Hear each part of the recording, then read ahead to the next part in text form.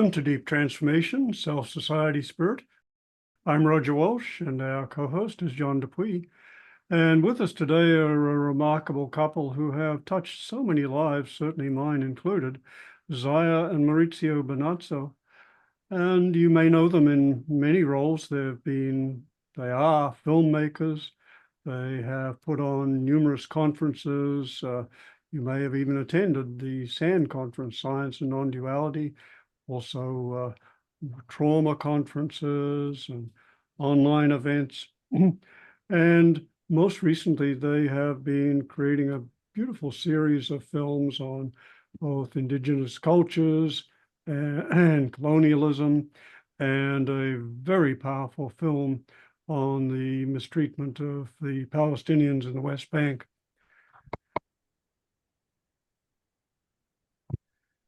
They've just done a lot of beautiful work, and it's been really fascinating, Zaya and Maurizio, kind of tracing the trajectory of your work from your early concerns and the creation of your film, I think, of Nisargadatta, the great Hindu sage, and then moving into the SAN, Science and Nonduality conferences, then trauma work, then your current filmmaking. I'd love to just have you speak to this developmental arc you've been through. It's an open question, but please.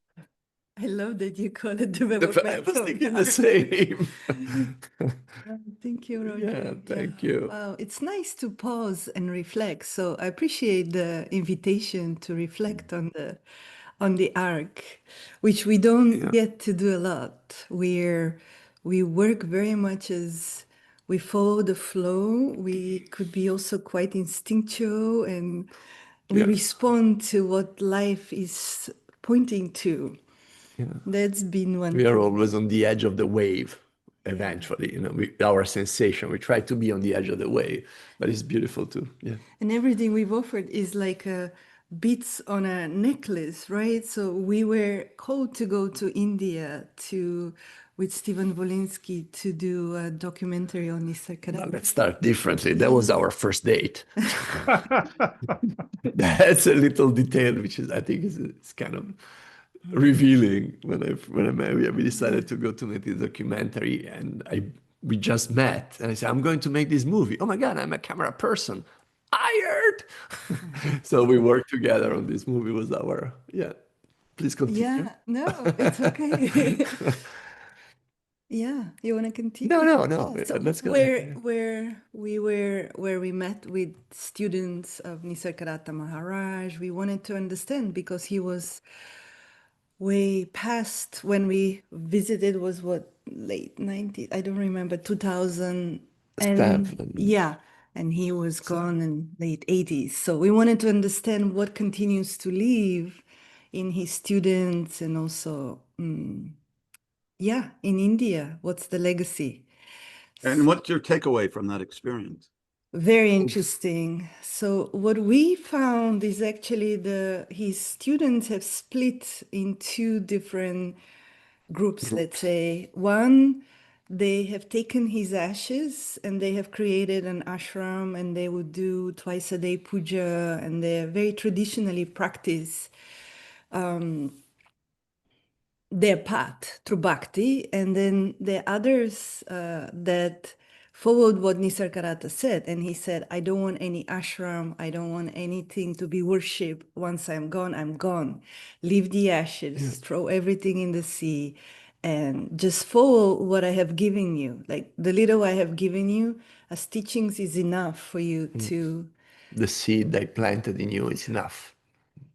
So we met with both groups, and it was very interesting, to be with them, and also to understand how he wouldn't have one size fits all teachings. He would really work with each student and feel what's the right path for this student, and give them the little practice, the knowledge or the practice that they need to wake up on their journey. And on a personal level, on the other... Sorry, Roger, you were saying something? No, I was just, Yeah. I No, was yeah, gonna, and on a it'd be nice personal to level. so I was just wanting to give a little context, thinking some people might not know Nisargadatta, and just to Yeah. acknowledge that he really was one of the great Hindu sages of the last century. Yeah. Advaita Vedanta. Advaita Vedanta, Yes. yeah. Advaita The book he Vedanta. wrote, I am that, T-H-A-T, I am that, which is a, He never wanted an ashram. He would let his student come in and stay for 10 days, no more. And then he said, you have everything you in need. his Just living go room. and practice. Yeah, in Just, his living room. When That's people amazing. ask him, Amazing. Yes.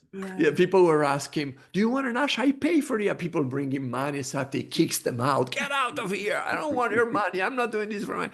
And he was saying, if I have an ashram, you know how many windows I have to open and close every day and every night? Here I only have 2 windows. That's perfect. That's I like this guy a lot. Thank you. oh, he's a character.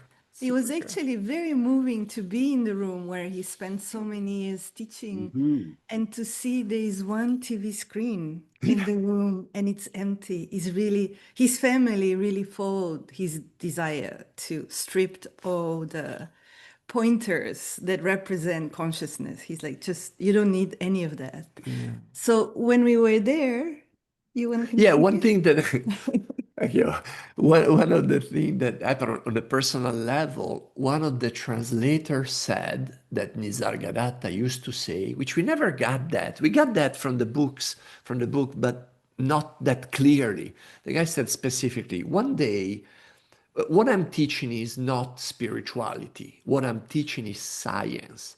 One day, scientists will come and understand all this. He said that. And that sentence stick to us sort of deeply marginally, God knows where, right? When destiny hits you and you don't realize. And then we went back home. We were having a dinner for my birthday, actually. And at the dinner with another friend, with a friend of us, we said this sentence. And this guy said, hey, why don't we do a conference? Why don't you guys do a conference about put together scientists and mystics? That's a great idea. And we toasted it, but we said, there has to be 1 year from now, because otherwise those things become, I'll do it. Yeah, don't worry, I'll do it. Don't worry, I'll do it. No, it has to have a deadline. Otherwise, if you put something without the deadline, then it's easy to, find a way out. So we said, okay, a year from now, we toasted, and next morning, literally, I called in Marine, there was a hotel with the space, and they said, no, there is no space, and there was a cancellation that morning for the date we wanted. And so here we go. Science Nonduality was created. How many years has that been going on now? We did the 17. conference. For 14, 15. With COVID, we stopped doing it in persons and we moved online. And in those, I would say 17 years, we went through quite a few, through evolution, I would say. Yeah. The first 5 years, 5, 6, 7 years, our chronology is not very good, but it was very much scientists and spiritual teachers talking about consciousness. Really, that was the main focus. And I was going to say, my friend Diane Hamilton said, if the practice doesn't kill you, the Sangha will. Yes. So we want to make sure between one and the other, you hit one. No, and we had some incredible meetings of scientists and spiritual teachers, beautiful debates, deep conversations. It felt very powerful for that time. And then we also started waking up to the reality that the room was filled with 80% men. And it was mostly white men. And 95%. there were not many women, even teachers, that were sharing. So yeah. Yeah, no, I'm saying non-duality was completely at the beginning. And yeah. The Western version of non-duality was many male teachers really explaining the nature of reality. That was the approach, the spiritual approach, which in time it felt very limiting for us and for our audience. So the evolution went from science and non-duality. We slowly started expanding, bringing a lot of experiential modalities, body-centered So expanding our moving from here to the body. moving There to is also also a including the body. body. And once we included the body, we hit the trauma, which is inevitable, and not many spiritual teachers were addressing it back then. If any. If there were a few, but they were a minority. And then that became a big portal that needed a lot of work to open and to bring the therapies, bring the yeah, the conversation of what trauma is and how trauma is expressed or not expressed once we're in the spiritual path.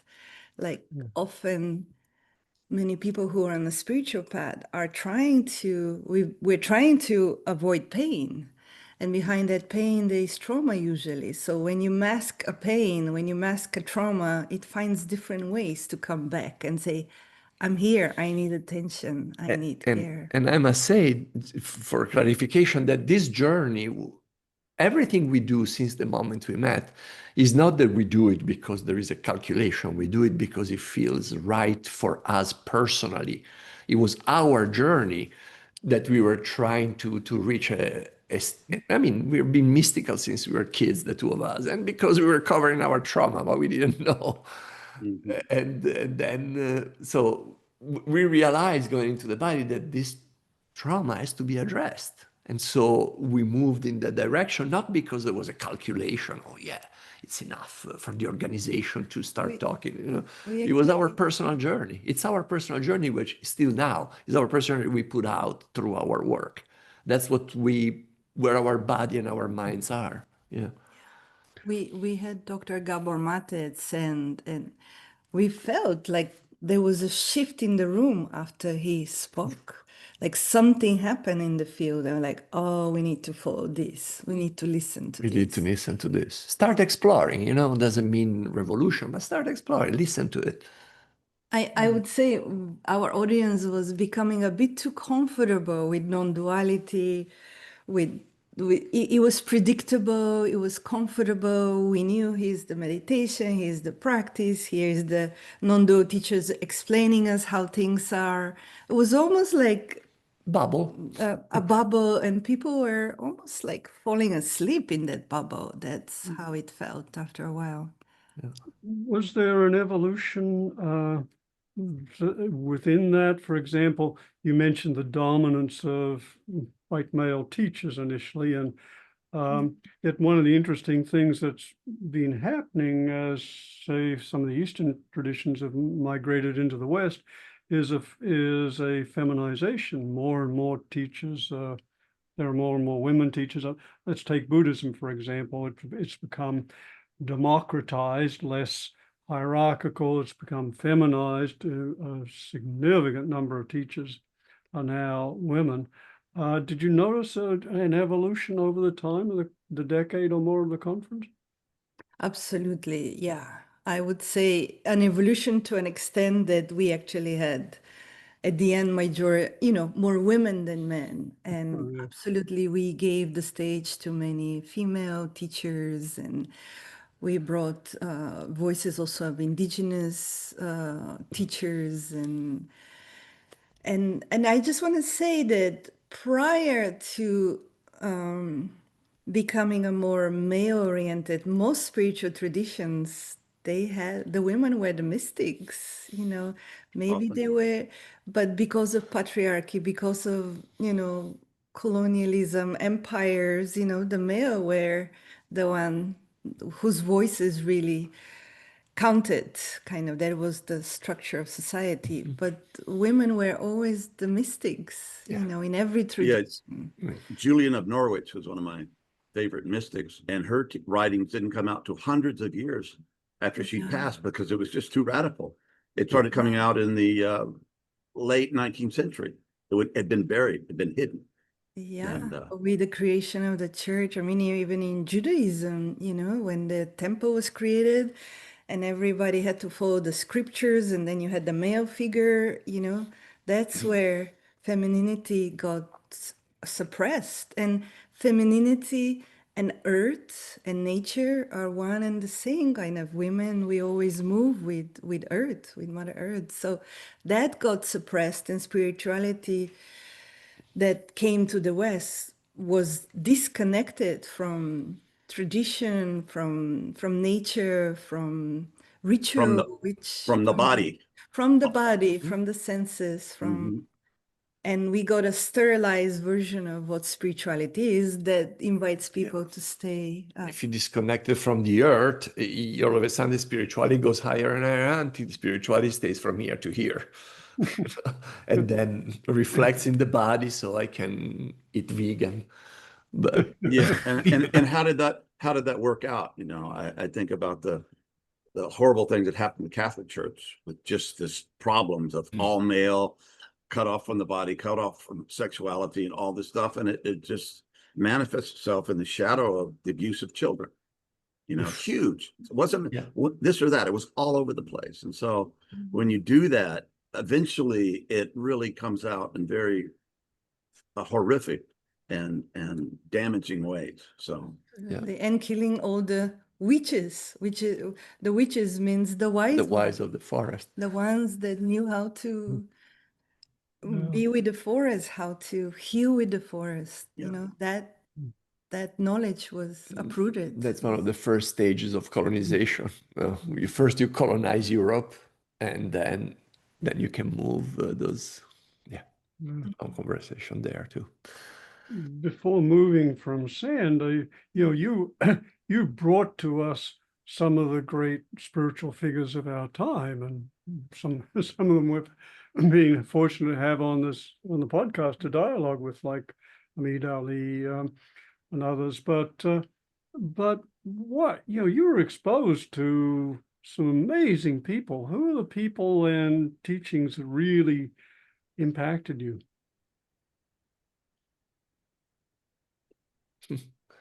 To me, it's more of a thought, a sum of, instead of an individual.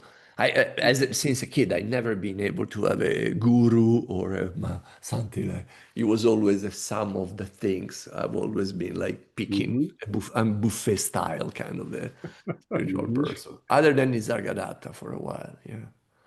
I don't know for you. Yeah, I could say a specific, other than Nisargadatta, yes. What's moving is really to see when a teaching is delivered, how the audience responds, and how that teaching continues to live. That's to me very fascinating to feel and follow. And but that was the beauty of Zen, that we didn't uplift one teacher. We said every teacher has a pointer, and you have to find what's right for you. And we also made sure people don't project on teachers. Like, it's so easy, especially when you good haven't. luck with that. That's a big Right. problem. When we haven't dealt with our own trauma, to project on a male teacher, father figure, and to give our authority, it's so easy.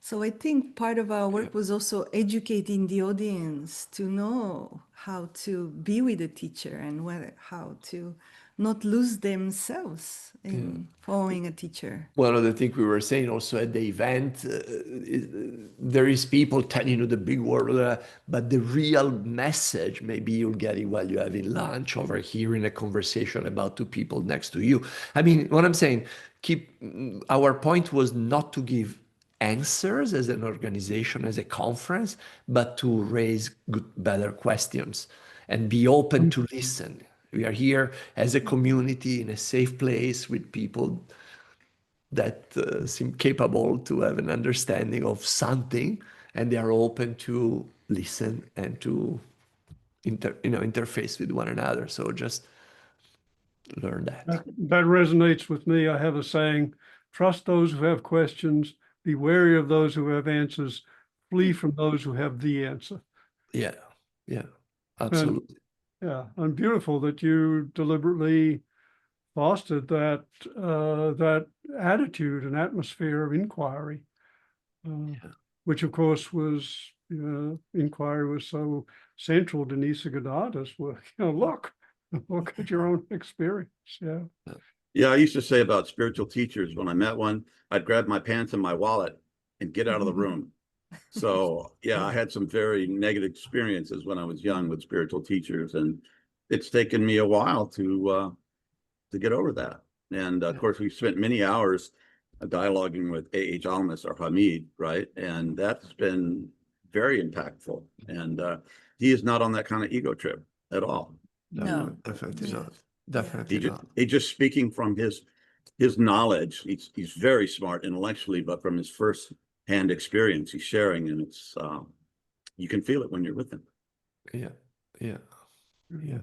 And thank you, actually, because our first interview came out of, I think, the last SAND conference, because That's he was right. there and we asked him if he'd do a dialogue, and he said yes. And it's Oh, blossomed into this year-long ongoing dialogue with him that we've had. As we've said, it's been an incredible privilege. He systematically worked through his whole teachings with us. So, and our wonderful. audience. So it's Yeah. been a priceless gift. So thank you.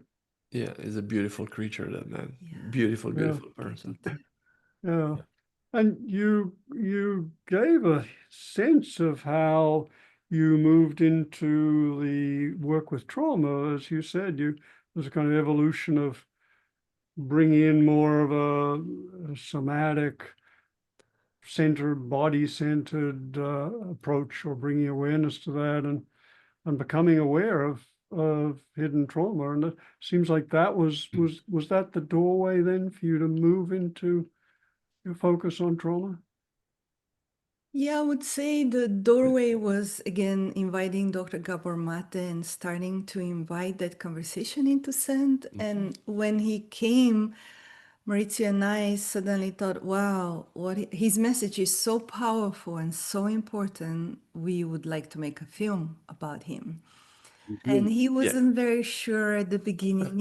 He was like, I don't know you. How do I trust you? You don't make So it took a while for him to be convinced. And we were like, well, let's just start with one interview and see where it goes. So that's what we did. And then the COVID hit, and we were like, okay, let's edit the footage we have. Yeah. So And we find ourselves missing a lot of footage, so we had to became creative. yeah. And yeah. So during The COVID, we animation. actually finished the movie because we stopped with SAND conferences in person, and we released it. And it was like it became viral overnight. Incredible. Really, like we didn't expect. We thought maybe 20,000 therapists in the US will care to see the film. We had 5 million people. Like The first week. My it's God. just service failed. Everything fell it just apart. like when, because it was COVID, because people were alone at home and people were like feeling it. It was close to everybody's skin. And what is the name of the film? So everybody It's called The listening to this. Wisdom of Trauma. And it's The still Wisdom of available Trauma. online on our website, thewisdomoftrauma.com. And one of the things that happened, we offered this movie by donation, including zero. So if somebody needs to watch 1 hour of our work, participate in one of our event, we always have the including $0 because it makes no sense otherwise. So I would say that really extended the audience, our audience, because the movie went everywhere where it was needed. worldwide, Schools and That's wonderful. universities, 34 languages now. addiction recovery centers, prisons. It was needed in the collective psyche. And we thought we'll be done, release the film, and then we move on and continue with Zen. That's not what was asked. Like we spent the next 4 or 5 years really diving and providing a lot of courses and education around trauma and Online, mostly. because of COVID. Mostly online. Yes. With Gabor and other and the film was released really when we released the movie, we had online event with over 40-50 top therapists in the country. So that was so Conversation, cool. and so there's a package of conversation, which is very rich, Very, very super rich. And as you said, when everything fell apart, the amazing thing that, I mean, 93% of the people put zero because the server, everything fall apart. But still, in this big number, we were able to cover the cost of the film and be able to continue our journey. And now like for example, really, we heard a few days ago, we heard that the movie has been seen by 27,000 inmates in prisons in the United States. And actually also in Germany, I think. 27,000. That's really, really awesome, you guys. Yeah, there is an organization, Compassionate Prison Project, that use the movie amongst all other work they do. A beautiful organization to support inmates. Beautiful, beautiful. Yeah, yeah. And this is one of the beautiful things about your work is that it's clearly both a response to whatever is being called for and coming out of your own heart and passion, and an beautiful intertwining throughout your work of this personal, the personal and the professional and the contributory. It feels like you've melded those in a beautiful way, and that you've just turned your work and your passion into a spiritual practice in a beautiful way. Yeah, definitely. Yeah, and we do feel like there's no spiritual work without trauma work. Really, they're That's one right. and the same. And I think that awareness now, it's everywhere. We see it. Yeah, and not only there is no spiritual work, period. There is life. Every breath we take is spiritual. The way we buy a piece of milk instead of everything is spiritual work. Everything we do is spiritual. If we start separating spiritual, oh, this is spiritual, this is social, this is politics, this is ecology, this is those divisions are, Right. Initially, a lot of the spiritual people, teachers at Sen did not want to deal with the human pain. It was like, right. let's just, spiritual bypassing. I'm sure you Exactly. had conversations on that. It was very real. And yeah. I like the expression, you run over an homeless on your way to yoga, right? You run over them because you are late to your yoga class. I have to be spiritual, get away. This kind of behavior that we have separated, compartmentalize our moments of our lives. Now we're going to be spiritual for 10 minutes. and I can continue. And then I can continue. It's respect. Yeah, and my Native American teacher, Wallace Black Elk, there was nothing for the Native people that was not spiritual. Yeah. There wasn't that separation.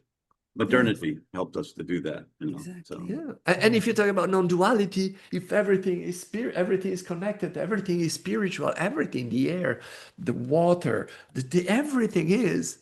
So sacred. How can something not be spiritual of those things, right? Yeah. Of those relationships, of those moments. You have been immersed in the world of trauma for several years now.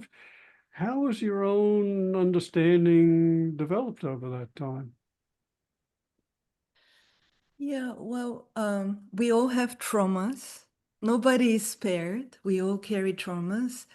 Some of them started in our childhood. Others started way before, in our grandparents, parents. Like now there is also science that talks about epigenetics. So we all carry those wounds. Indigenous people would say they're soul wounds or and blessings. and they're both. They're pain, they're wounds, but they're also our gifts. I would say with the wisdom of trauma, with the work of Gabor Mate, what really that film did help people understand you're not alone with your pain. We all share pains, and it's not your fault, because often when we feel the pain, it comes with shame, it comes with self-doubt, and through that, when that is released, then we can be with the pain. We don't need to fix it. Might not be a work of our lifetime. We might be, it will continue from generation to generation, but whatever we can do in our lifetime will advance the... And the release of trauma, in my experience, I was a big part of my work with addicts.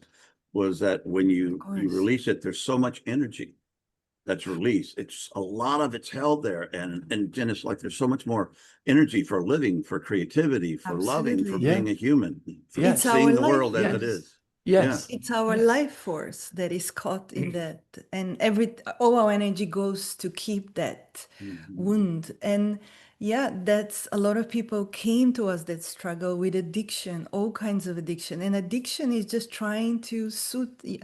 Everybody knows that today. It's not the fault of this individual, it's just their way of soothing the pain. And it's a coping mechanism because when you feel alone and isolated, that's what helps. And once that blame on the individual is released, then they can begin to actually heal the wound. So they don't need to reach for self-medicating and or self-harming, which often happens as well. Or self-annihilating. Yeah. Yeah. Mm. And then that is a spiritual work, because once we kind of, healing means wholeness. Like once we connect to the parts of ourselves that we have lost, that they have been fragmented because of the trauma, we begin to feel more whole and more here, more present, which is what spiritual teachers are inviting us. Be here, be fully present, but we often cannot be present because of the pain. And that pain needs a voice, needs space to be held, to be, loved in a way. Yes. Yeah, you've just been giving a very beautiful description of some of the factors of healing and some of the ways in which healing can occur. I'd like to just invite you both to, are there any, what else have you learned? I mean, you've really been immersed in this field of trauma for some time, and you've been in this very interesting perspective of having, of imbibing from some very smart therapists on the one hand and spiritual teachers on the other. What else have you learned about that's really crucial for healing from trauma? To me personally, I had to go deep to find the little boy who was terrified in the living room of my family's house at the age of 6, and he was paralyzed in the middle of the living room for my mom died when I was 6, and that boy was left there. I felt it, that he was left there, blocked. And when I saw him, he was a 2D figure. And it took time to be able to make him become a 3D figure. And it took time to invite this little part of me and being able to hold him and take him with me in the US, if you wish. Take him with me present now in this day to know that when the little boy get in a panic, get scared, I know I have to be able to call on him and reassure him. It's a part of me. So that, to me personally, for example, just one thing of the many. Mm-hmm. Just when I was a child, a boy, I had this dream, this very powerful dream that I could not remember it. And in the dream, I'm standing in front of this black pit full of all this darkness and horrible stuff. And I fall into the pit, and I just go down and down through all this horrible stuff. And then finally I break out into this beautiful ocean of light, and all the gore and all the stuff just washes out of me, washes off me, and I'm in this wonderful ocean of light and love. It's just spectacular. And I didn't know what it meant for a long time, but I think I don't have to explain now what it meant. But that one of those dreams that really marked me for life. A real beautiful. gift. Yeah. Beautiful. I would say for me also, I've learned that we're never healed. Like healing never ends. Like it's a lifelong journey. This is why we have this human body. This is why we're here. And so that's also a good way to counteract modernity, because modernity is like, okay, if you do this three things, you're going to be fixed. On the other side, you can actually start living. It's like, no, it doesn't work that way. We need to live now with the pain, with the wounds, and keep loving life as it is in a way, which is not always easy. And the other big learning is that trauma is not individual. You know, we have our trauma that started in childhood, but now we know trauma is intergenerational, is collective, Yes. is historical, and no trauma work can really be holistic without including the history that we all carry. And they're very unique depending where we come from and Culture. what happened to our ancestors. So Yeah. starting to see that kind of a more deep time perspective is very important in our healing journey. And just one more deep time. Yesterday we were speaking with the Maori elders, which was part of the release of our latest film, Maori, and they traced their genealogy back to the stars. So it's like, who are we if our ancestors are the stars? 13 billion years. And at the same time, they also know 15 generations the name of their ancestors. They know the They know name the of names, their ancestor for 15 generations. Yes. Most of them. That doubles what the biblical thing says, what the Native Americans say. They usually say 7 generations, but these guys took it further.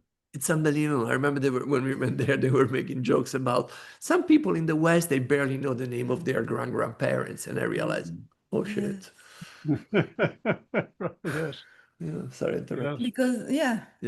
Good. because we are made of those ancestors. They live in us. So as if we want to know ourselves, we not need to know who they are. And And how do we spell Maori so people can find this film?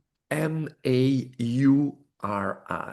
Okay, that's what I thought. Okay, thank the you. vital Because essence of all beings. Yes, Maori is the culture, but MAU instead of O, MAURI is the vital essence of all beings. It means it's the Brilliant. eternal song.org/Maori, MAURI. Okay, great. Let's see. I just want to make sure a couple of things you said were so important. We don't get they don't get lost. One, you talked about the way in which there can be this belief that I have to get that. Well, first off, you pointed out that healing is a lifelong process, which is really important to acknowledge.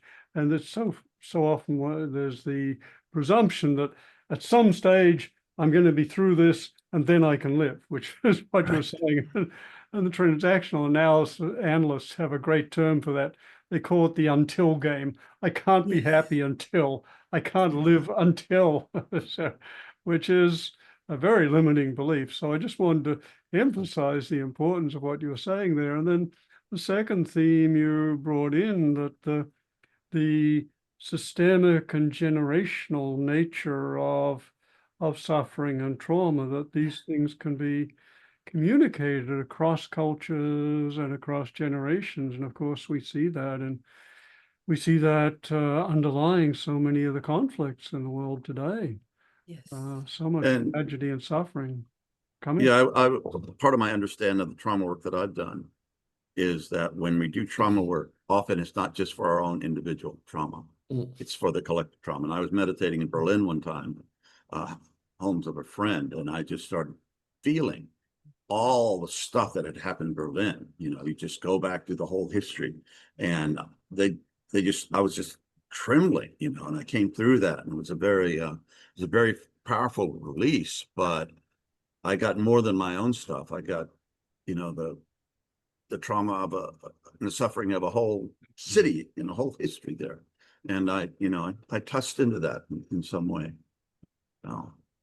Yeah, a lot of indigenous people and healers say as we heal backwards and we heal forward. So we could heal things our ancestors couldn't heal because of where they are, because of their circumstances. They were more in a survival state. And as we heal, we release that burden from continuing to the next generations. And more to it, healing is not individual. like spirituality is not individual. Yeah. Nothing is individual. I try to be spiritual until it's bogus as much as I gonna heal until.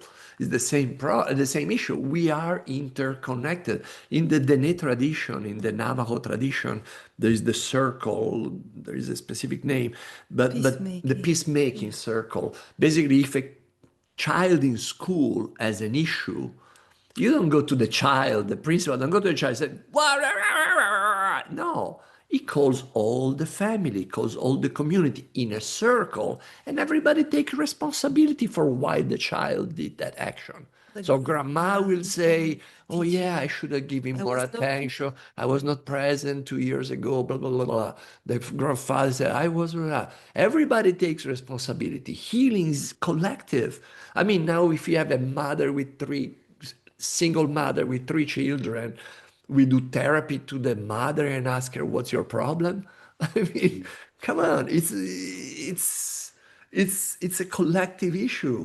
It's a collective issue. We need community. And that's We are the too modernity. separated. That's capitalism made us believe we're individual, we're separate, we have to struggle alone, we are the only one who is struggling. And Divide and conquer. I divide mean, and like conquer, the Roman taught it, right?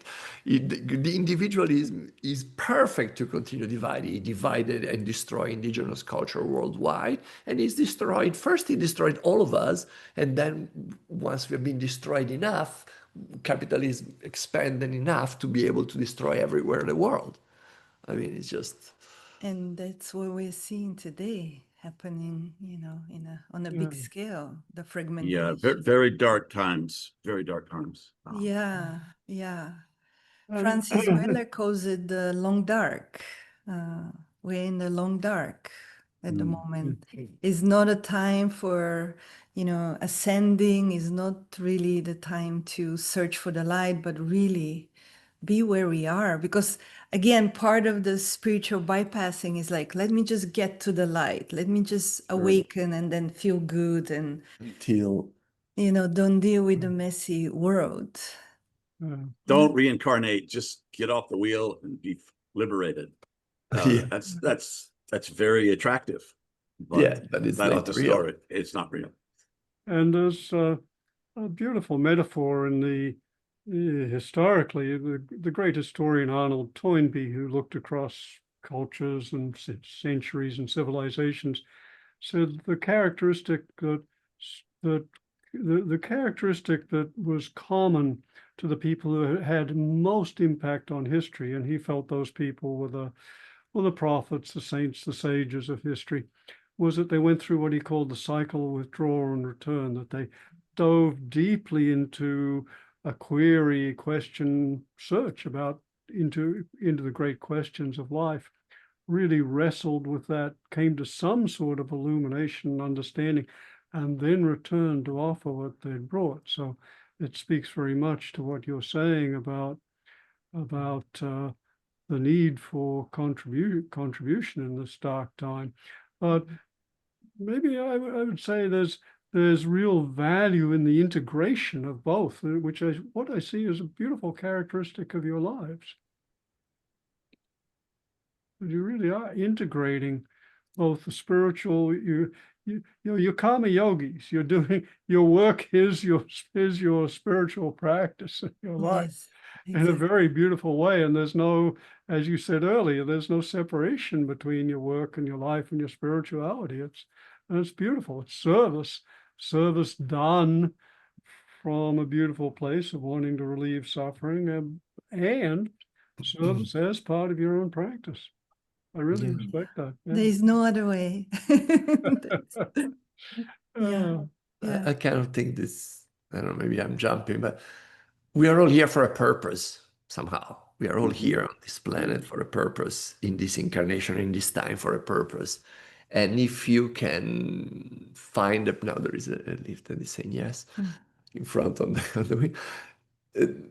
If you find this purpose, it's not a big purpose, no. But if you are capable to listen and do the one step at a time that brings you in the direction of your purpose, if you're listening, if you are at service of whatever it is that you have to be at service, which is all different from each and every one towards your goal, that's all you can do. It's one step at a time.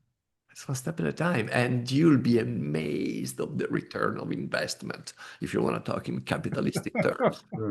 It's amazing what life gives you back. You basically, if you do the right action following the path that is required to you by your ancestors, what you get back, it's unbelievable.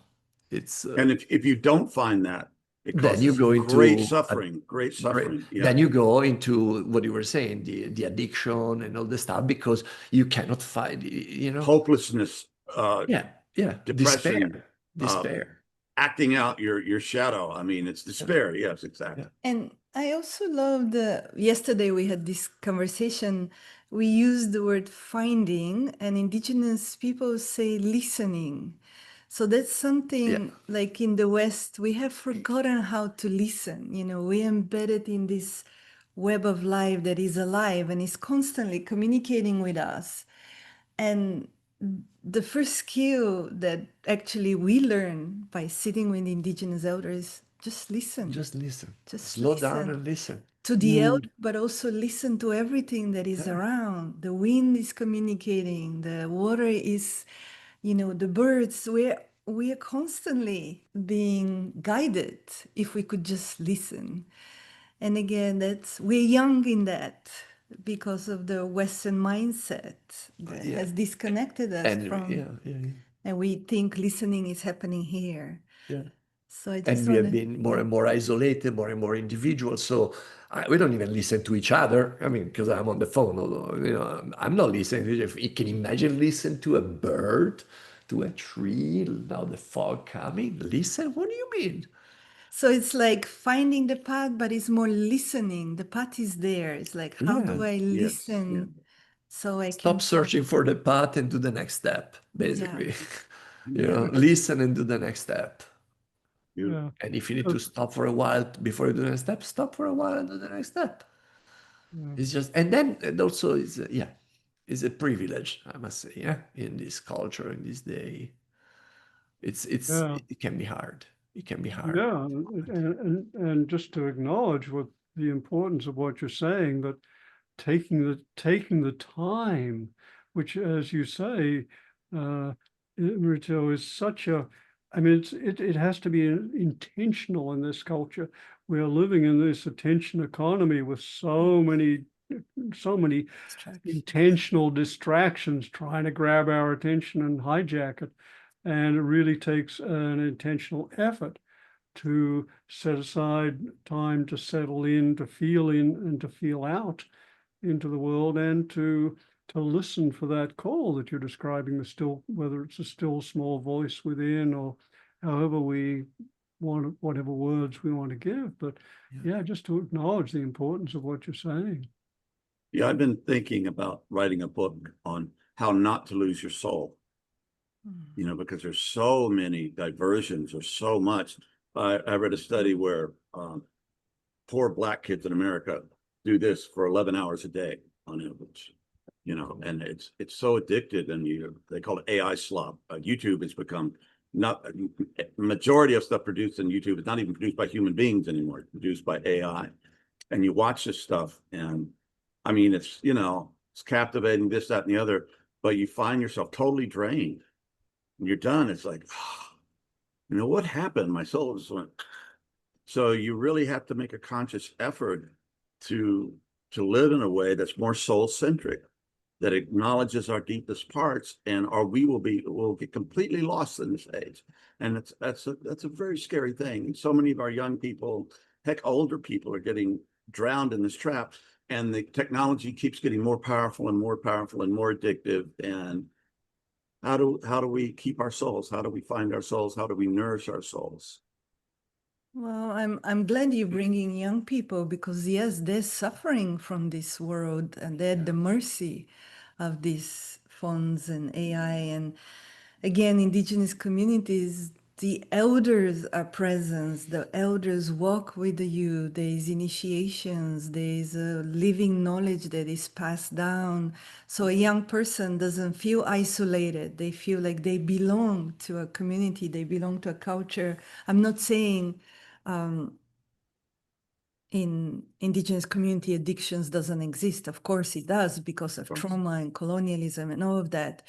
But like, how do we support our youth in remembering that they belong to a larger web of life, that this is not, because for them right now, this is their connection to life. That's the part that creates all the suffering, that has replaced real communication, real wisdom, real experience. Like, so I think for those of us who have been on spiritual paths and we want to be of service, let's turn towards our youth and see how we can offer to them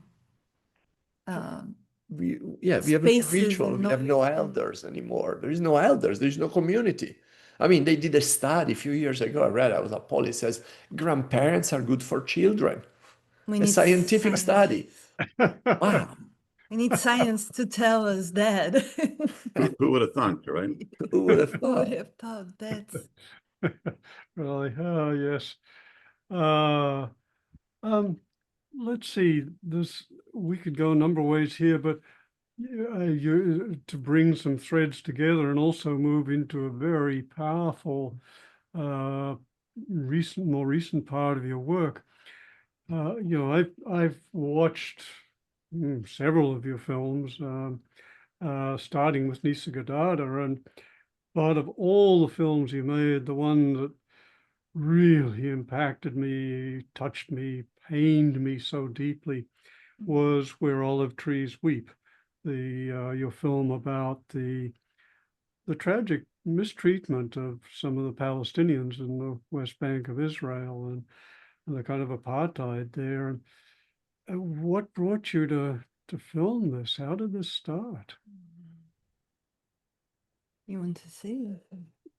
Once we finished the wisdom of trauma with Gabor told us, what are you going to do next? I said, we don't know. And he said, well, why don't you make a documentary about indigenous culture worldwide and intergenerational trauma and the impact of colonization? I said, yes. And then she said in the same breath almost, oh, and by the way, in a few weeks, I'm going to go to the West Bank to lead a workshop, a trauma healing workshop with young Palestinian women released from Israeli prison.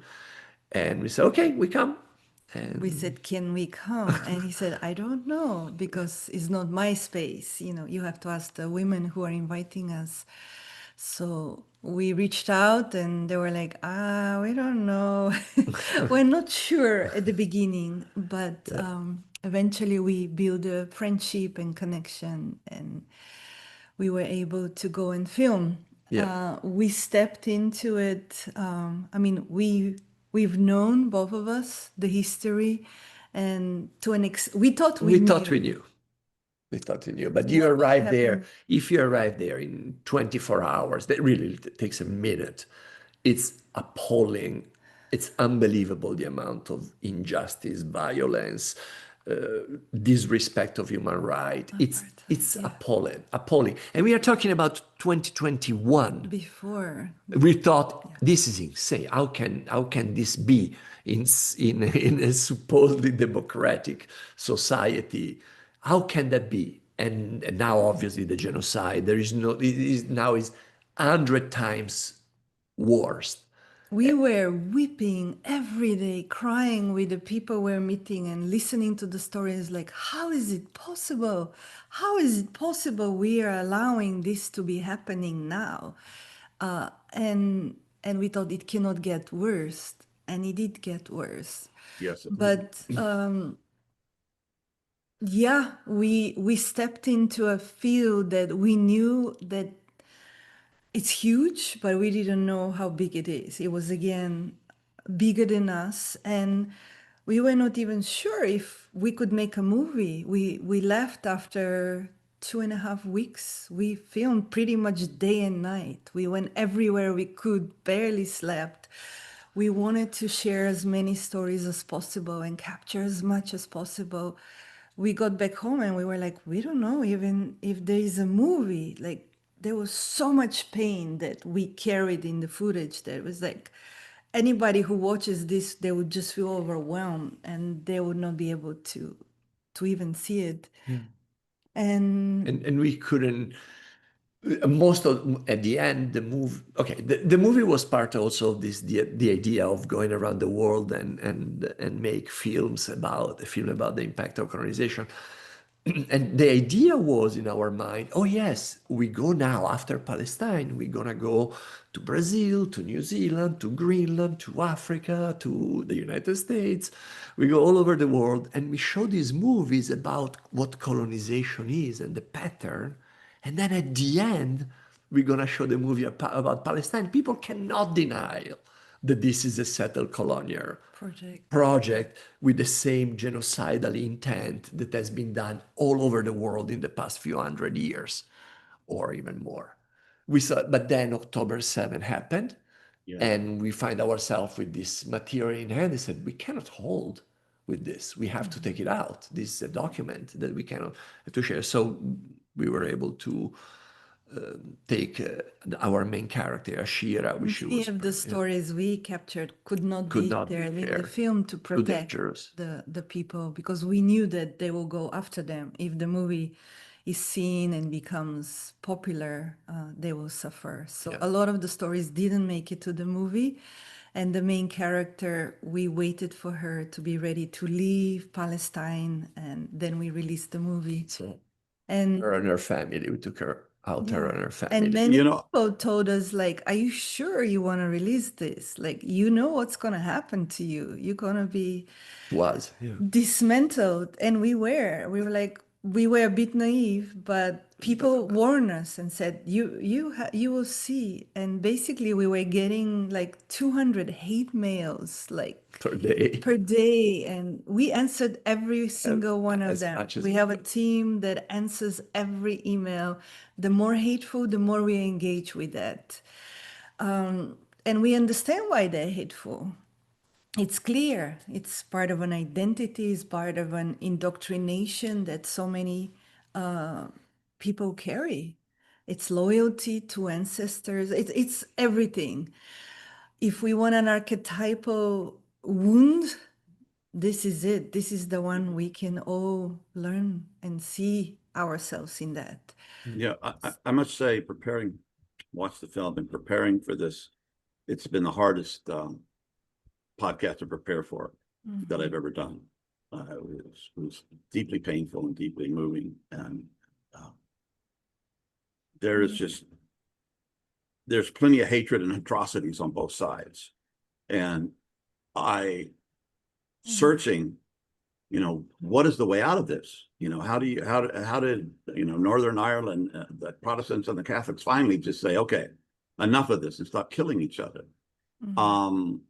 And what I came to is that when you have religious fundamentalism of any type, and the main people that are invading the West Bank are fundamentalist conservative Jews who think that this was a land that was given to them by the promise, Abraham, it was a promised land, and they feel it's okay.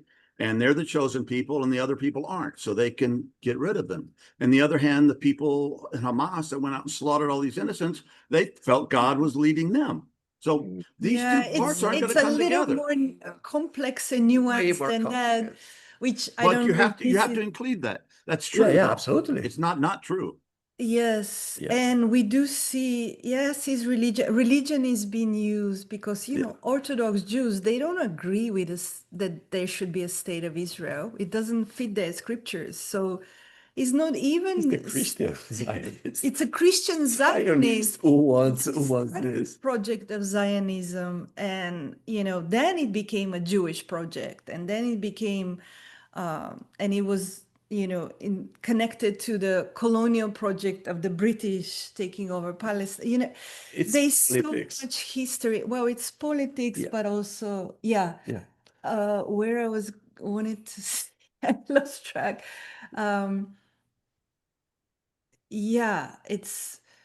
It's 80 years in the making. We have to see that the genocide we're witnessing today has a history, and has a history that many of us don't know. And that's part of the indoctrination and part of the work of the Zionist project is to erase every other narrative that doesn't fit the narrative of Israel being entitled to the Palestinian land. And Yeah.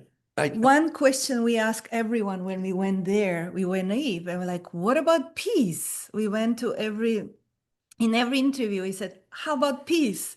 And they said, yes, we want peace. How of our kids are called peace, salams. This is what we dream of, but we cannot have peace without justice. We cannot have an apartheid and say we are for peace. We cannot have one set of law for Jewish people and another set of law, which is military law for Palestinians. We can't pay 10 times more for water than the Jewish people on the land, the same water, we pay 10 times.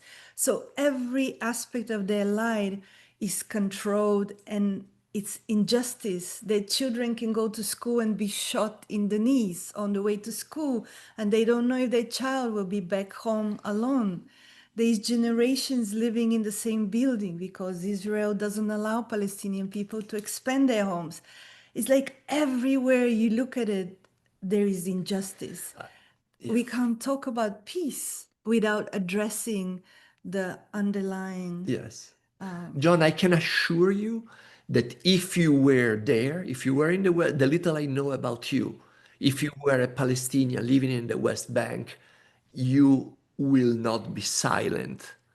You will not be silent. If if your grandparents' house was taken 70 years ago, your grandparents were probably killed, a lot Or of sent to ads, Gaza. and you were then sent to Gaza or the West Bank. Then in those 70 years, you have no document, you have no jobs, no schools. You go to school, you are shot in the knees. You have no document, you cannot travel anywhere. You have no nation. You are under military law. 70% of the West Bank is called Area C. There is no law.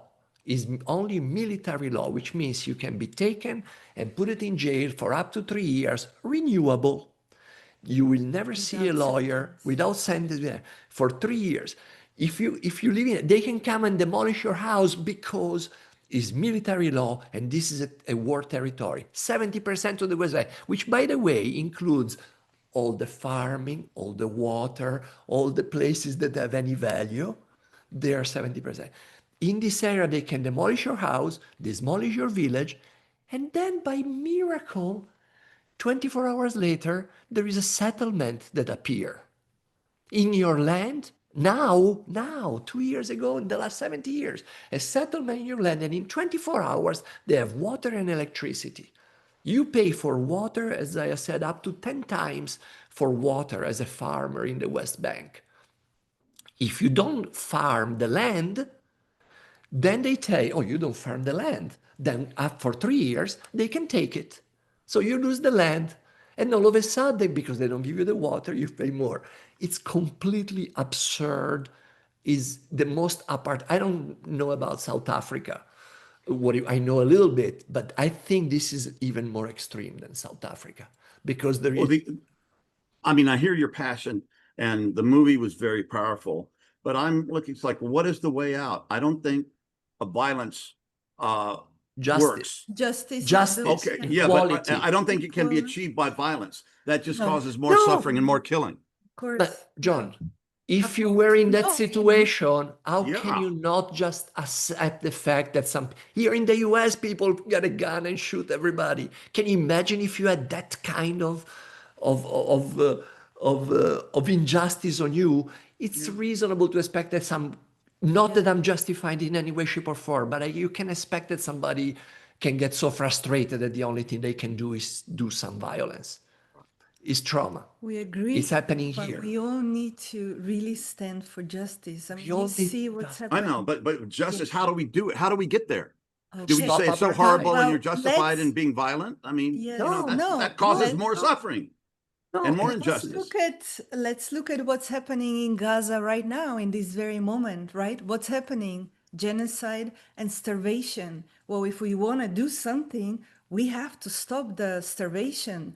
And the peace agreement that a few days ago, that's really offensive because it ensured the hostages being returned and zero rights to the Palestinians. Palestinians are continuing to be killed every day, and they start stopping the trucks, the food aid again. So if we want to do something, we want to stand for food, for human rights, for equality. Start there, like recognize Palestinians as worthy of dignity, like every human being on this planet.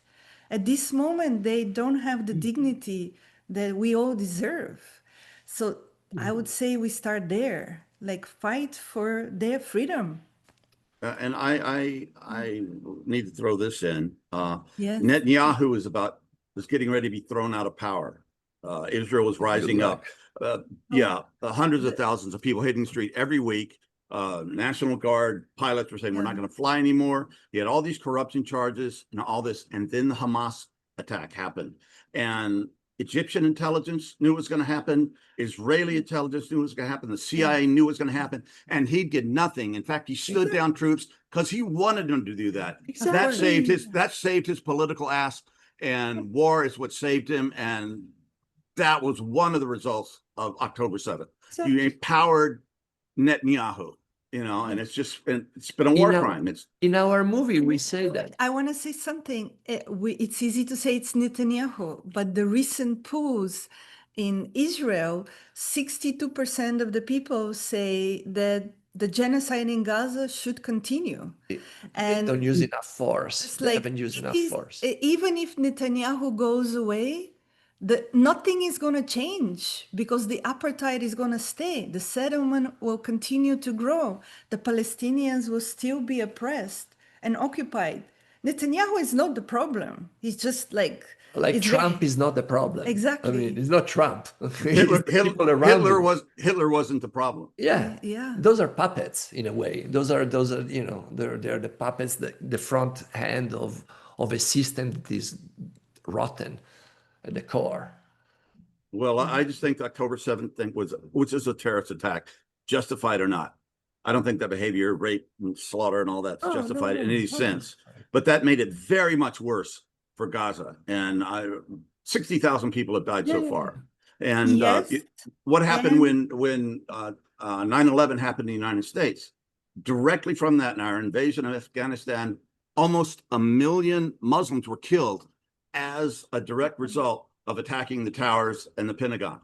That doesn't solve things. That just kills the people you're trying to defend. If not the Afghani or the Iraqi who bombed the 9/11, by the way, as you well know. I know. I mean, it was the excuse, let's do a war with somebody. Oh, they killed. Those are all pretext. We all agree that October 7th was violent. Violence and terrible. It's horrible. Unacceptable. And before October 7 is October 6, October 5. How many people were killed in Gaza?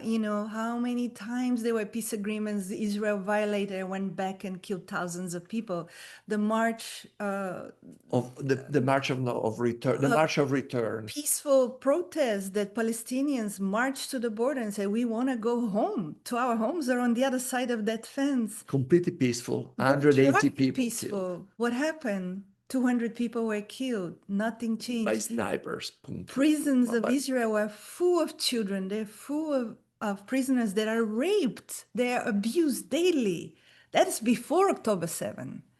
So it's important to keep seeing the big picture. Yes, the violence, nothing justifies violence. Yes. But violence brings violence. Of course, which brings more violence. Yeah, so what I'm looking for is a way out, and completely agreeing with everything you're saying. But it's not just enough to say we need justice. I mean, how are you going to do it? How are we going to change? And Stop apartheid. Recognize Palestine and Palestinians' human rights. They as humans. Equal rights for Palestinians and for Israeli. It's not even a two-state anymore. This two-state that was all destroyed. That was all destroyed. Rights. Yeah. It's one state democracy. Everybody can vote, right? Let's vote. but things are turning against Israel in popular opinion because of Netanyahu's whatever, the attack on Gaza. You know, people that were always very pro-Israel are starting to go, wait, this is not right.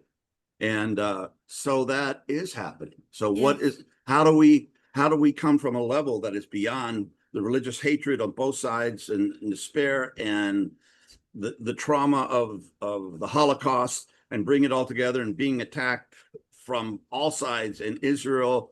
And then they became very strong and very powerful. And if people attacked them, they hit back 10 times, 100 times, whatever. How do we move from that to a place of reconciliation and peace? And if it's just, you know, it seems very difficult, but I know that it has to be done from a level that's higher than from the level it was done at. I think it's already happening because the world sees it. We see what's happening even here. So many Jewish people have organized and they're standing in solidarity with Palestine. The world is waking up. There is no going back. We're seeing the reality. And we have to also remember Palestinians, when we ask them, like, how do you live? How do you know you're not going to see probably justice in your lifetime? And said, yes, it's not going to be in my lifetime. But this is not something that started in my lifetime and it's not going to end in my lifetime. And that's what we've learned in every indigenous community we visited, is like that is intergenerational, that it's seen as something that is not mine to solve. Again, this is our little bit modernity mindset. How do we fix it? Can we fix it tomorrow, get over it and move on? No, this has been in the making for 100 years, more. Yeah, couple The thousand years. undoing, Yeah. the undoing is not going to happen probably in our lifetime. Yeah. I don't know. And there's still the question is with us, which is John's question. You know, the question, what can we do, is really the colon of our time. What Yes. and each of us, as you said, has our own path. Each of us has our own path, and each of us has to find our own answer to that. But Exactly. I think you've and just to acknowledge what a beautiful contribution you found to make just by, as you said, I mean, this is a very hard film to watch, Where Olive Trees Weep, and I highly recommend that everyone listening watch it. It's really powerful. And this was before the October 7 horrific, which catalyzed the whole things to a whole new level. So that the level of injustice there that you displayed in the film that was on was horrendous. And I also want to emphasize that one of the beautiful things about the film is that there you have some Jewish people there working for exactly the goals that you say are so important for justice. And just it's not to say, Judaism and Zionism are we have to keep completely them different separate. things. Yes, There's that's nothing very in common. And like what we did, we're filmmakers and we have spiritual communities. So we got back and we start speaking to our spiritual community. Listen, this is what we saw. This is what we experienced. And with the film now has been seen over, I don't know, 1,000 screenings people have organized all over the world, schools, universities. And the film has also funded, we planted 2,500 olive trees in the West Bank, because that's one thing also Israel does. They go and burn like hundreds of years old olive trees, which is heartbreaking. And then we also provided 80,000 gallons of drinking water in Gaza, and we continue to do that work. So each and every one of us can find our way to participate in the change, to participate in alleviating the suffering of Palestinian people in this very moment, as we continue to grapple with the question, how do we stop this bloodshed? How do we stop this wound from continuing to bleed? And how, it's a huge question. How do these children in Gaza right now, seeing what they're seeing, how would they carry life forward? The trauma, it's gonna live for generations. How They- can not carry hatred? I mean, Yeah. if it Yeah. was us there, John, I was saying to you, if it was us, you and I, seeing the conversation we had, if you and I were there in school together now, 8 years old kids in Gaza, how will we be when we are 80? And also, if we were walking through the streets on October 7th and seeing all the body parts and all the corpses around, how would we feel there? It's the same. It's the same. Yeah. Yeah. It's the same. Yeah. Because there is, October Exactly. 7 is a date, but October 6, 5, 4, there has been several, and they call it mowing the law. Mowing the law. When the Israeli goes to Gaza, mowing the law. Every X amount of year, I think it's 4 or 5 years, they go in and kill a few thousand people. That's It's documented. it's documented. In It's books, in happening. reports, Anyway. in UN. So, yes, This didn't start October 7, please. This not start October 7. And there is no beginning, and I'm not saying, I don't know the solution, but the solution is to find a way in which we stop the violence on both sides. I agree 100% with you. Yeah. How do we stop the violence? By bringing dignity, justice, food, education, freedom to each and every one on both sides. Yes. And But Einstein said, if we continue expanding, and bring more settler and kill more Palestinians, because they call them, this Premier called them, those kids should be killed because they are snakes. The kids should be killed because they are snakes. A high-ranked politician can say something like this, and nobody, bring him to the UN, to The Hague in person. It's appalling. Yeah. but Yeah. I will say Einstein said that you can't solve a problem on the same level it was created. Absolutely. Somehow we have to up level this thing, or it's just gonna not go away. It's just gonna get worse. Oh, it's not The gonna go hatred away. would build, and it just insane. And I don't think anyone would agree with what's going on in the settlements. That's illegal. That's horrible. I think most of the world agrees to that. And I don't think many people agree with what's going on in Gaza right now. It's just horrendous. And the world's turning against Israel by and large. So and I just want to bring it to the spiritual community again. Yes. Because this is our audience, this is our community. The very, like at the beginning, when we asked spiritual teacher, why don't you say something? Why don't you address it? And you probably have noticed the silence in most spiritual communities. And they're like, oh, that's politics. We don't want to deal with politics. So I think that goes also to the very essence of the issue of our times, that we have separated what we call justice, politics, spirituality, ecology. They're kind of silos that, oh, I work on ecology, now I do politics. And it's not like this. This is where we have to strip those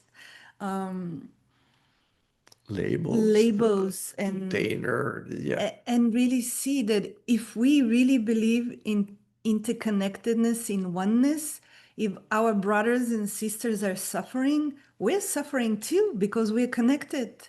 And just from that level, we need to turn towards the pain and be with the pain, even though we can't solve it. We cannot look away. We cannot pretend it's not there, which is very, very sad to see that still many therapists and spiritual teachers don't want to look that way. It's too uncomfortable.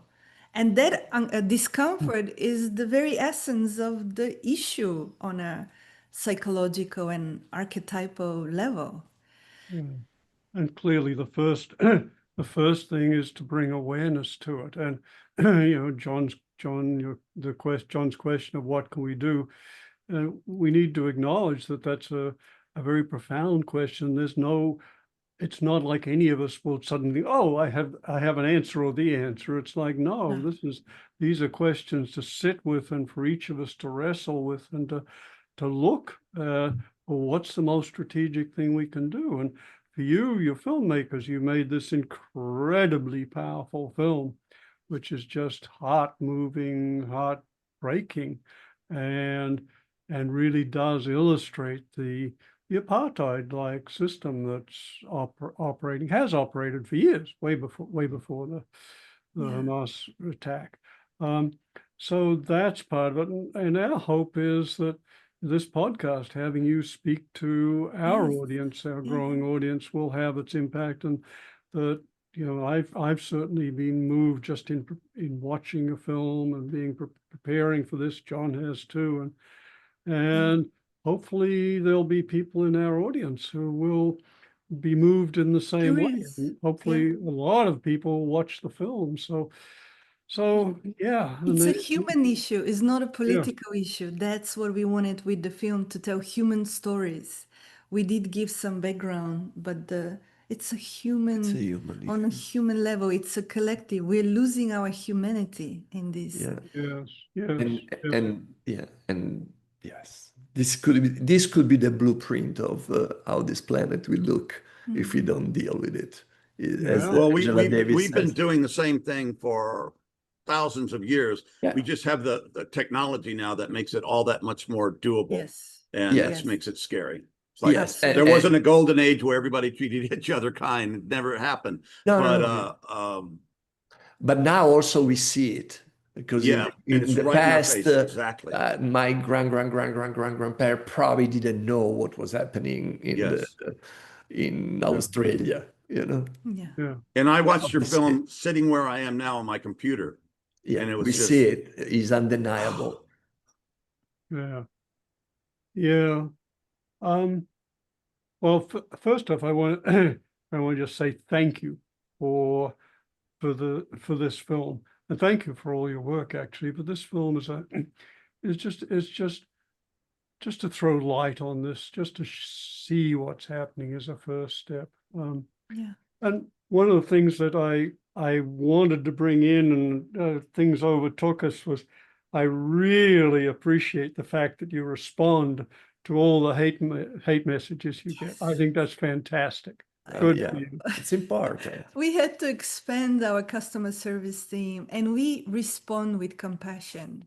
We Yeah. respond Often. very often, Sometimes we lose. because when we very rare, but we feel the pain, so we try to connect to the pain. The hate Beautiful. comes from pain, so it's Beautiful. like, we feel your pain, we understand, and we will share what we know and what we've experienced.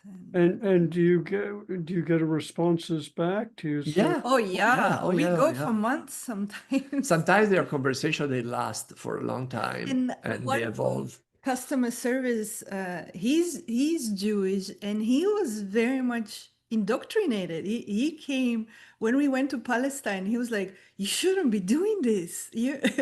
And he, through our journey, he learned and he opened and he studied. I mean, he spent months studying the history, and he was like, "Oh, I can't believe I was so blind." So he's also answering from that point of view. It's like, I know I was there myself. And this is what I learned on the journey. So that's also a good way to help people understand, you're not alone on that journey of unlearning indoctrination. and does it diffuse some of the hatred? Oh yeah. Oh yeah. Some people, Yes. Some no. Some people came after a few months and said, "We see what you actually did now. Like, I'm with you." We had people from Israel. I mean, we've done events with rabbis. Like a month ago, we did a Rabbi Lynn Gottlieb and several Oh, yeah. spiritual. She's wonderful. Yeah. She's Yeah. wonderful, and different spiritual teachers. So, yeah, And we also had characters in the movies that you will see. Let's say, one character in the movie that she basically, when we came out with this, she lives with she's Jewish and lives with indigenous culture in the United States, because she wanted to live with the real indigenous culture. And she moved there 40 years ago. She's completely committed. She understands everything, the colonial, everything understand. We did a movie, she completely got berserk on us in an adorable way. I said, no, but this is completely different. And we said, okay, we started a conversation. Now she's 100% on our side. I'm sorry, I didn't understand. I was so brainwashed and blah, blah, blah, blah, blah. And it's amazing. Some people, some serious Zionists, because of the movie, they said, they've started a conversation and said, they were able to swap. It's That's really, people want to be heard. We all want to be heard. What else? We all want to be If heard. you want someone to go deeper in this, there is Maytao. They were in the IDF. She was IDF, IDF soldier. a pilot. Her father was High rank. very high Very rank. high rank in the army. And she wrote a beautiful book called Bloodlines, grappling with her bloodlines. And they are more extreme than we are. So I don't know. But she's a poet. They speaks beautifully, spiritually connected. Check the book. Yeah, See if you want, we'll make Bloodlines. an I'm introduction. happy to share. I have a PDF copy of the book, and you could have a conversation. Oh, that would be really, yeah. Yeah. Yeah, I mean, Tara Brach has been Special very person. courageous. I don't know if you've interviewed Tara Brach. No, we We haven't, but haven't. I've listened to her a lot. She's really Yeah. my wife's favorite Buddhist teacher, by the way, and probably right up there with mine too. So she's amazing. And she spoke right away. Like she was very early on. She spoke and to her community. She's one of the few spiritual teachers that was very courageous to address Gaza and to address the. By the way, I have a song that I wrote and sang on Ukraine that's on YouTube. And I had a young Ukrainian girl did the video. And whatever you think of the song, you'll just weep. It's so powerful. So anyway, How do we find it? just put Send us a Ukraine with an exclamation mark and John Dupuy Okay. on YouTube. It'll come Okay. up. Maybe as we come towards the end of the time, I'd like to ask you about what's next for you. You keep moving. It's We are hard to, missing hard to for pin you years already. down. It's like there's always a new thing. So what's on the horizons now? Yeah. We are on the horizon. Yeah. Well, Where Olive Trees Weep was part of this series of film called The Eternal Song. And The Eternal Song is basically, we traveled around the world after that in 13 different indigenous communities we thought we were making one movie, The Eternal Song, which came out and is available, eternalsong.org. And then we realized instead that we have 12 different feature films, one in each location that we have been visiting. So we are now releasing every month and a half, 2 months, one of these films. The first one is being released yesterday, Maori, Mauri, about the Maori culture in Aotearoa, New Zealand. And and we'll follow. And The Eternal Song we released in June, and it's accompanied by incredible collection of 50 conversations with Indigenous elders from all over the world.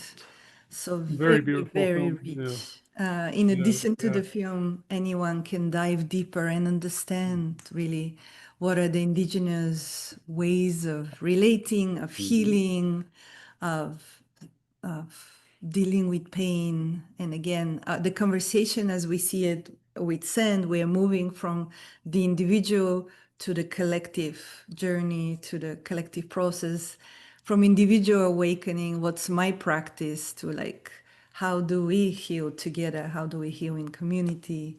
How do we serve? What? Yeah, and I think in the last part of this conversation, we tapped into the darkness. My heart's broken over the whole thing, and you guys were, and it was pretty happy, and then it got really, heavy. Yeah. And I just feel that deeply in my heart. And you guys have lived a life well done, and you've made a bigger contribution than most of us have made. And the quality of the film, by the way, it's not just the content, it's artistically and beautifully shot. It's just the opening sequence itself is just a masterpiece. So we wanted to see beauty no matter where we were. And there is beauty in the midst of pain, and our films, I believe, captures that. And then the other films are also dark. I mean, they grapple with the impact of colonialism on indigenous communities, residential schools, boarding schools, what happened to indigenous children, and because of Catholic Church, because of the religion, these are also big questions to grapple and to sit with. I was connected to the Lakota tribe, so I know all these stories about the schools. And the man who became my mentor, they kept them away, lost back in the back parts of the reservation, so they wouldn't get hauled off to these schools where they're trying to de-Indianize Indians, Native American children. And Wallace Blackout, you probably heard of him, but he was a very loving man in spite of all that history and everything. He said, "Did you say Black Elk?" Yeah, Wallace Yes. Black Elk. Yes. And he said one time in the sweat lodge, he said, all of our blood is red. It's like, there it is. There it is. So he was yeah, we impact. all have been indigenous to a place. Yeah. At some point in life. Yeah. Yeah, and we had that relationship. Yeah. Zaya, Maurizio, as we come towards a close here, is there anything you'd like to add? Any questions that you would like to, we don't usually get asked that you'd like to be asked? Well, I'm just very grateful for the two of you for being in this conversation and for opening to the darkness, to the pain. I think that's the gift of this time. And thank you, because it takes courage to look in the direction that is doesn't look good, and it's uncomfortable and it's painful. So thank you, and may that ripple through your community and many more hearts for people to wake up and say, no, we can't continue separating life into our silos to feel comfortable and to feel safe. If we truly believe we are one and we are interdependent, that's it. May it be so. Well, you have done with your life's work and just so much good. You've made so many contributions. You've touched so many people and opened a lot of hearts and minds in beautiful, beautiful ways. And now you're opening them in a bigger picture, to historical forces, to cultural impact, to colonialism, and particularly your work with the West Bank, the colonization there, the apartheid there, and the enormous amount of suffering. And you've done it from a place of both your own hearts and making the hearts and feelings of people very, you've really let them touch us. So it's a priceless gift you've given us all. So thank you so much. Yeah, and I've been deeply impacted by this. And God bless you guys. Thank you. Thank you, Roger. Thank you, John. Thank you, Roger. Thank you. To the next. Yes. May your good work continue to flourish. Thank you so much. Likewise. Likewise. We are all little parts of a bigger system. We are all connected.